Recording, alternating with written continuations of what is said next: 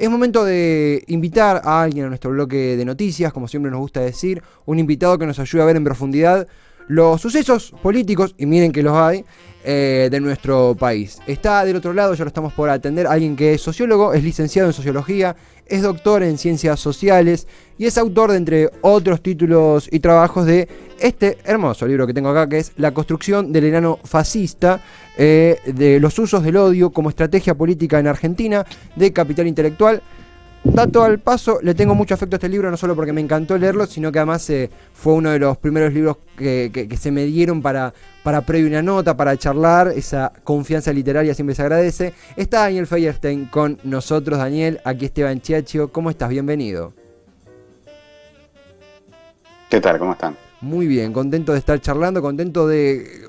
En realidad, más que contento, curioso de profundizar un poco respecto a lo que pasó el último fin de semana principalmente.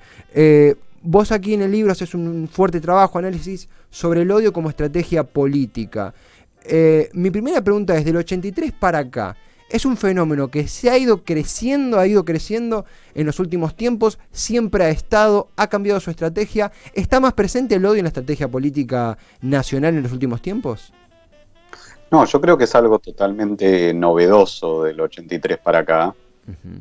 Y por eso la decisión de haber sacado el libro, que tenía que ver con observar, te diría hace 5, 6, 7 años, la aparición de formas de utilización del odio que desde el 83 para acá habían sido marginadas, estaban ausentes, salvo, te dirían, sectores muy minúsculos de la estructura política argentina, que jamás habían accedido ni siquiera al mínimo necesario para presentarse a las elecciones, ¿no? Y me parece que esto es lo preocupante, que se haya quebrado esos acuerdos de la posdictadura, de un límite con respecto a cuánto se está dispuesto a abrirle la puerta a la manipulación del odio en la estructura de confrontación política, ¿no? Y creo que un punto de quiebre muy importante fue la desaparición de Santiago Maldonado, ¿no? Creo que a partir de ese momento, de la persecución a los docentes, de la respuesta que se comienza a dar en relación a ese hecho,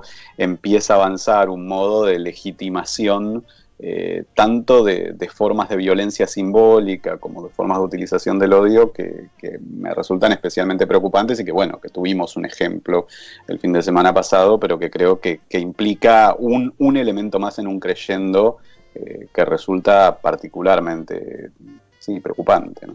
Acá hicimos mucho énfasis, por ejemplo, en eventos puntuales que por ahí, si uno los ve por separado, la gravedad puede variar, pero si los ve en conjunto, uno entiende que acá está sucediendo algo grave. Tomo lo que decías vos, la cancelación de los contratos sociales post-dictadura, los límites establecidos.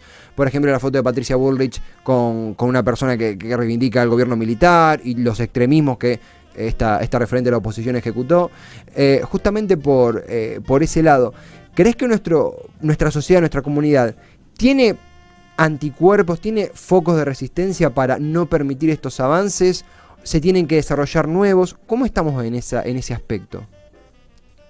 Yo creo que la sociedad argentina ha tenido siempre mucha, por lo menos por eso digo, en este espacio que se abre a partir del fin de la dictadura, ha tenido siempre una capacidad fuerte de resistir a estos usos, pero claro, las crisis económicas, las crisis vivenciales, y en ese sentido también se suma la pandemia, generan una situación de mayor frustración, de mayor resentimiento, de mayores limitaciones, de mayores problemas, y todo eso habilita un caldo de cultivo para la utilización del odio, ¿no? Creo que la forma de que esos anticuerpos realmente funcionen es poder establecer explícitamente un límite, y para eso hay que armar como una mirada y una oposición muy transversal a esas lógicas, ¿no? Hay que pensar que no hay que permitir meter el odio dentro de la lógica de la grieta, y por lo tanto que la mitad de la sociedad pueda aceptar esas lógicas. Me parece que eso es inaceptable,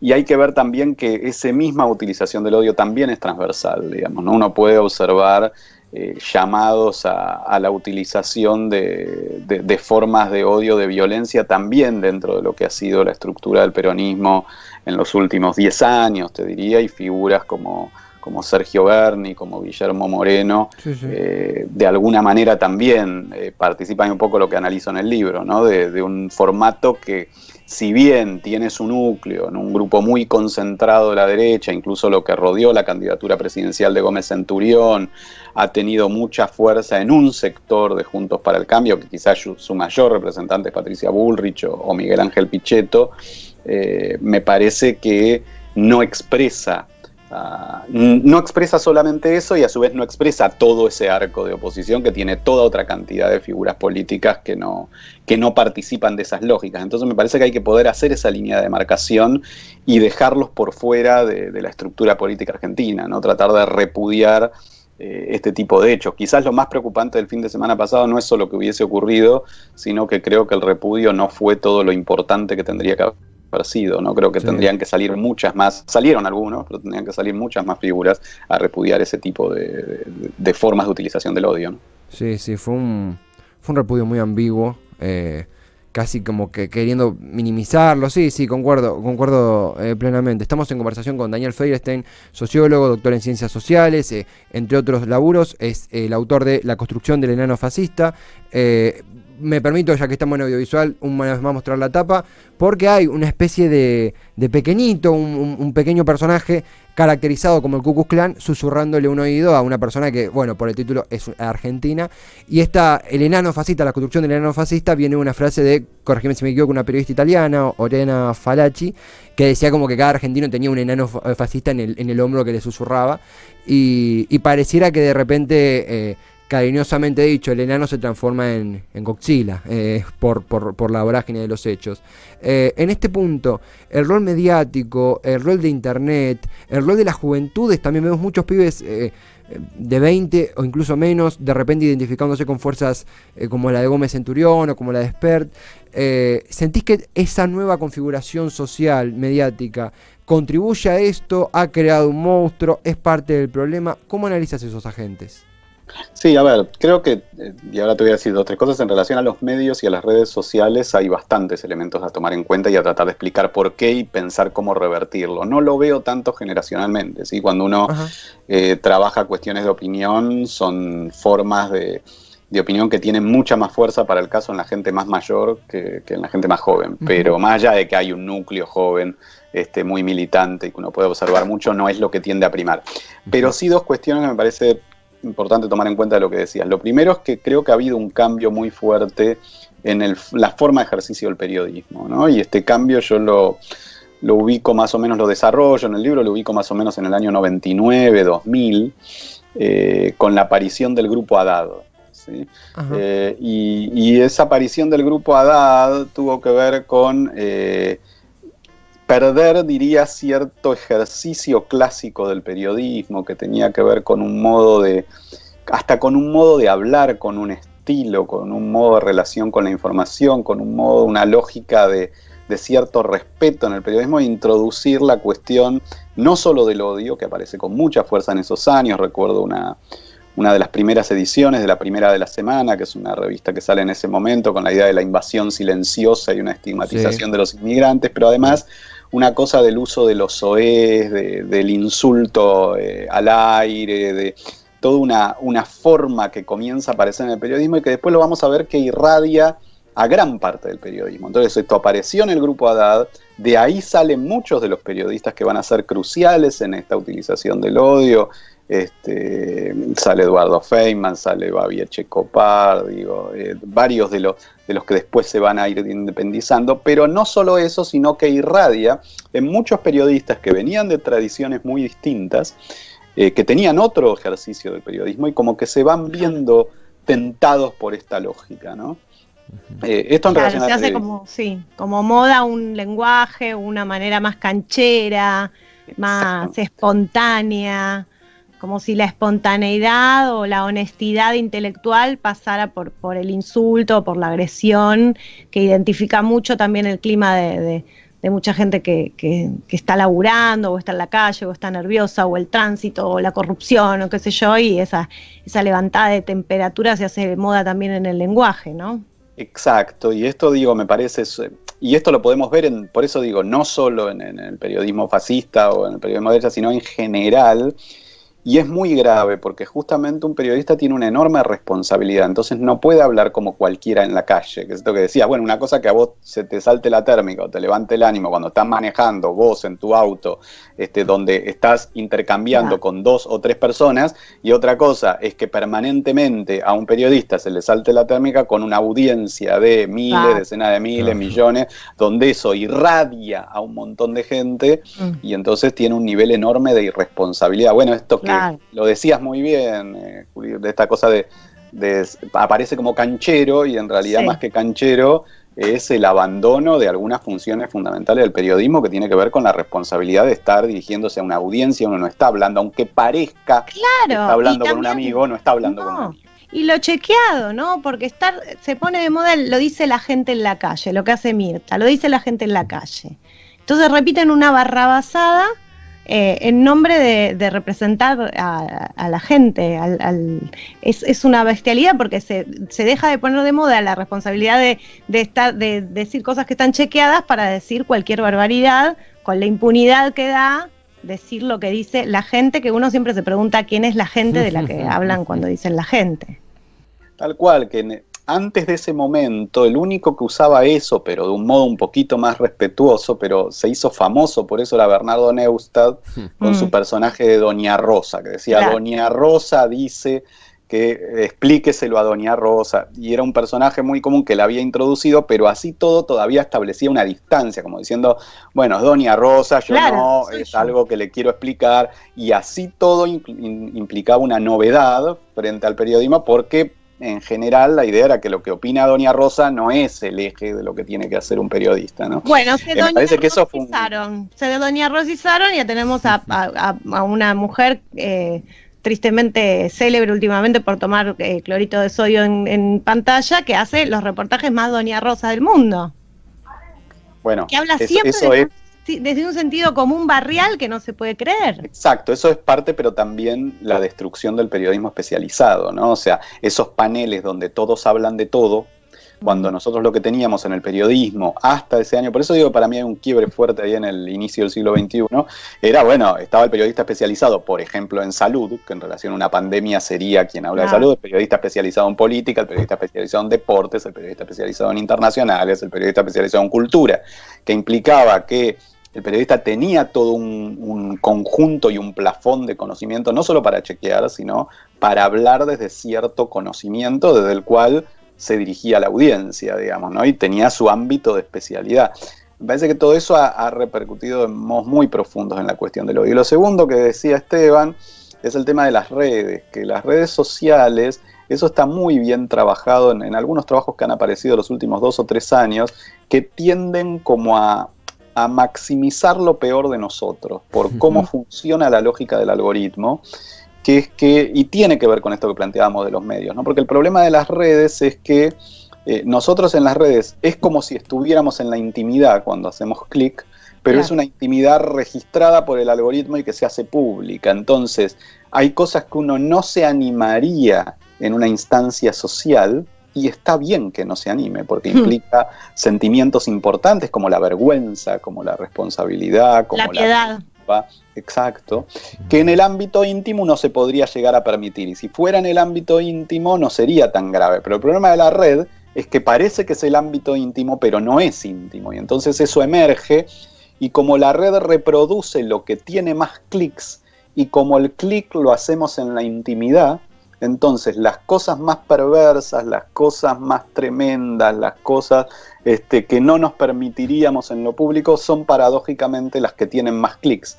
Y entonces nos llega mucho más eso que las actitudes más solidarias, más cooperativas, más interesantes, que quizás no convocan tantos clics y entonces no logran el nivel de difusión de las peores prácticas. Entonces me parece que estas dos tendencias, lo que pasa en el periodismo, lo que pasa en las redes, son como dos variables muy fuertes para entender cómo se va potenciando toda esta utilización política del odio, ¿no?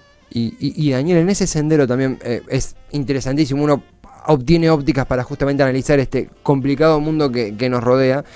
Comenzando a concluir, preguntarte, porque vos usás el término fascista en tu libro, y entre un análisis mucho más profundo y abarcativo que realizás, hay dos ítems que caracterizan o que podemos identificar como tendencias en los extremismos políticos que nos atraviesan. Por un lado es una mayoría increyendo, no llega a ser mayoría, de hecho está muy en discusión si el extremismo nacionalista hoy es una mayoría, claramente no lo es, electoralmente no lo es, pero uno lo alarma, le preocupa, es increyendo, deberemos ver en el tiempo, pero sí el empleo de un chivo expiatorio.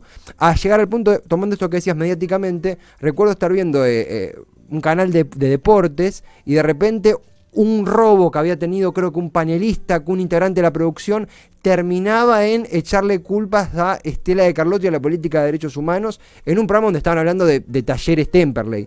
A ese nivel, entonces, el uso de chivos expiatorio, ¿qué podemos hacer al respecto? ¿Cómo hacer para que esto no opaque el debate por la política real? ¿Es el arma más fuerte el uso de un chivo expiatorio, en tu opinión? En ese aspecto, ¿cómo lo ves? Es una de las estrategias. Yo no diría que es la más fuerte, pero una de las estrategias, la forma por ahí más técnica de plantearlo, son formas proyectivas, digamos, ¿no? El chivo expiatorio son formas de proyección. ¿Qué quiere decir? Lo que no te gusta en vos lo pones en otro. Claro. Y este es un mecanismo muy común de nuestro funcionamiento psíquico, y lo que hace en muchas situaciones las iniciativas fascistas o neofascistas es aprovechar estas lógicas de proyección para construir chivos expiatorios, para poner todo lo que no nos gusta de nosotros en determinada persona, en determinado grupo, y poder canalizar el odio, el resentimiento hacia ese grupo, ¿no?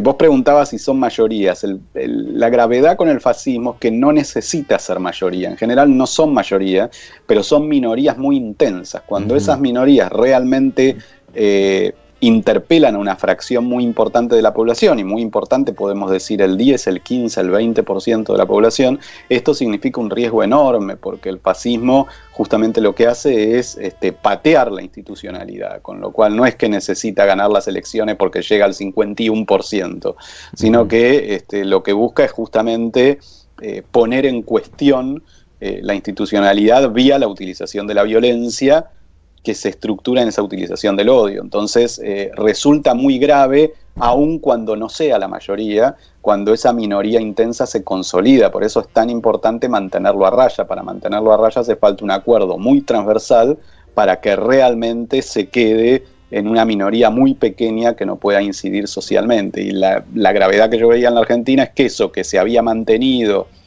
te diría casi hasta el 2010, 2012, 2013, ¿sí? Empieza como a cobrar cada vez más fuerza, se empieza a legitimar cosas que no se habían legitimado hasta ese momento del año 83, y bueno, lo que vemos es un creyendo, donde cada vez es un paso más, un paso más, un paso más, ¿no? Lo de las bolsas del fin de semana pasado fue como un paso más en todo un creyendo y en toda una cadena de acciones. Es muy claro, Daniel. Recuerdo también se me está escapando el mes, pero un gran número de Le Monde Diplomatique donde abarcaban este tema de lleno. Creo que ahí fue cuando hicimos contacto y es un tema que está en estudio académico hace ya bastante y llega a debates sociales, subjetivos, puntuales. Te hago la última ya para concluir, pero para terminar con un poquito de esperanza, optimismo, de ver cómo hacemos.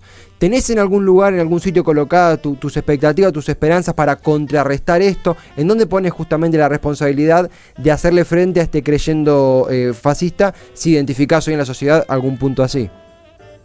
Yo creo que hay varios lugares. Uno, el libro lo termino planteando la necesidad de conformar frentes antifascistas, ¿no? Sí. Y frentes antifascistas implican esto, primero en distintos lugares. Creo que los movimientos sociales, en el trabajo barrial, creo que hay que poder desmontar estas estructuras de odio. Y desmontar esas estructuras de odio, insisto, no es caer en la lógica de la grieta, sino desmontarlas donde aparezcan.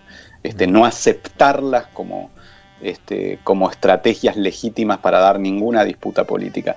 Esto me parece que es lo más importante, lo que nos atraviesa a todos, no dejarlo pasar en ningún lugar.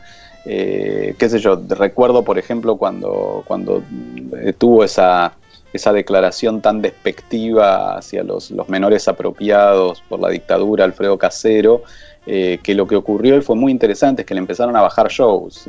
No es que hubo una acción penal que creo que no es útil, sino que lo que hubo fue una reacción social, que un montón de gente dijo, no nos interesa que venga este tipo acá después de decir esto. Me parece que esa reacción social es muy importante. Y después creo que tiene que haber una reacción política, que es un acuerdo entre los distintos partidos políticos, entre los distintos movimientos, que esto no puede pasar, que esto tiene que ser aislado, ¿no? Y me parece que es viable ese acuerdo porque, insisto, no me parece que la utilización del odio se divida en clave peronismo-antiperonismo. Es uno de los ejes, pero no me parece para nada que sea el eje principal. Me parece que hay muchísimos sectores de Juntos por el Cambio, de la Unión Cívica Radical, que no adhieren a estas formas de utilización del odio y que tienen que ser parte, junto a los partidos de izquierda, junto a toda gran parte de la estructura política argentina, de ponerle un límite muy fuerte, de que estas fracciones no puedan seguir avanzando, ¿no? Me parece que esas dos responsabilidades, la del conjunto de la sociedad y los movimientos sociales y la de la estructura política, son fundamentales para ponerle un límite antes de que esto se haga mucho más grave, como ha ocurrido en Brasil o en otros lugares. Totalmente, totalmente. Daniel, ha sido un enorme placer, una vez más, porque si alguno está escuchando y quiere continuarla, La construcción del enano fascista, los usos del odio como estrategia política en Argentina, es de Capital Intelectual, y ya te hemos arrobado en redes, así que ahí la continuamos, pero antes agradecerte tu tiempo, compartir un rato, ha sido un placer enorme, Daniel. No, gracias a ustedes. Un abrazo. Abrazo bien grande. Daniel Feuerstein, sociólogo, doctor en ciencias sociales, una nutrida charla donde me animo a decir, hablando por ambos dos aquí en el programa, Juli, y por todos del otro lado, aprendemos, nos cuestionamos, también uno elige dónde estar parado y fortalece ese posicionamiento, y celebro mucho gente como Daniel que nos enseña para qué también están las ciencias sociales, ¿no? Esa especie de medidor y de anticuerpo, me gusta decir a mí, para notificar cuando nos estamos yendo al pasto con las expresiones políticas, ¿no? Puntualmente, caso Bolsas en la última marcha, caso 2x1, caso Gómez Centurión diciendo que la dictadura no fue un exterminio. Fuerte, pero necesario, ¿no? Estas charlas. Total. Me quedé admirado. El plano de la cámara tenía que aparecer los créditos. Era como hasta la semana que viene. Me faltó esa parte. No falta esa parte.